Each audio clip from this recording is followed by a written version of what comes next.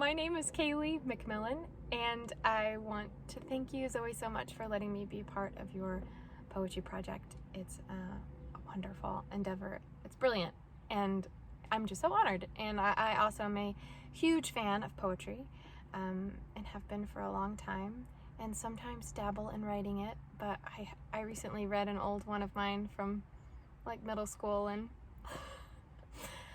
it was sweet. It was sweet. Middle school is an angsty time. But nonetheless, I did find a poem that spoke to me and spoke to my experience right now. I specifically was looking for poets of color or LGBTQ poets, and I found this lovely woman named Naomi Shihab Nye. I read one of her poems, just thought it was so amazing, and so I just kept reading her poems and looking them up. But this is the one that spoke to me the most, and I'm almost positive I got it in my inbox because I'm a part of the poetry newsletter that I believe Zoe mentioned in a post or something. And so I get them every day, and this one just was so impactful, and I was like, I've read this before. This is wonderful. And yeah, I'm going to read it for you. Just a little background on Naomi Shihab Nye. She is a San Antonio resident. I got this from Wikipedia. I'm not an expert on her or anything, but she has an American mother, and her father is Palestinian.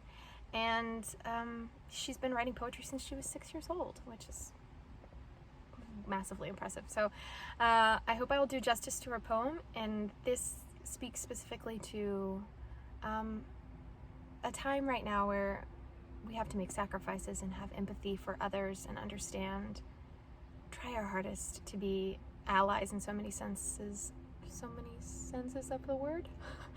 And just what it means to be famous. The poem is called Famous, in a much smaller context than what we would normally think of that word as being. So, yeah, here goes it. This is Famous by Naomi Shihab Nye. The river is famous to the fish. The loud voice is famous to silence, which knew it would inherit the earth before anybody said so. The cat sleeping on the fence is famous to the birds watching him from the birdhouse. The tear is famous briefly to the cheek.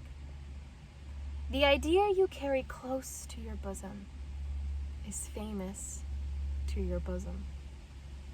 The boot is famous to the earth, more famous than the dress shoe, which is famous only to floors. The bent photograph is famous to the one who carries it, and not at all famous to the one who is pictured.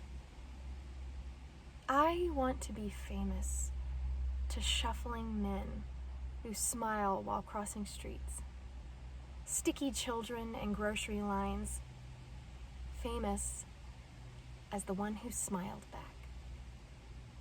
I want to be famous in the way a pulley is famous, or a buttonhole.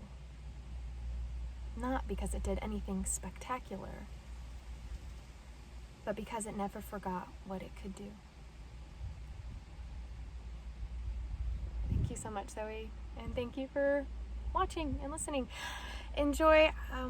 I attached some collages below. I tend to work in collages because I take so many pictures that posting them all to social media is overwhelming for anyone who wants to follow me or see any of my stuff. So I collected a couple, I think like 10 photos of things that just really speak to me from this poem, and visual images that just really complement her. I feel like her tone and her attitude, and that being that of love and loving everyone and loving your neighbor and understanding how important you are in being, like I said, in being an ally to those, whether it be with COVID, with the Black Lives Matter movement, everything that is happening in our country, to always remember that you have a place, that you serve a purpose, and that you can be that person who helps, even if it's just by smiling at someone and making their day. You can be famous to someone. So, yeah. Thank you again, Zoe. Bye.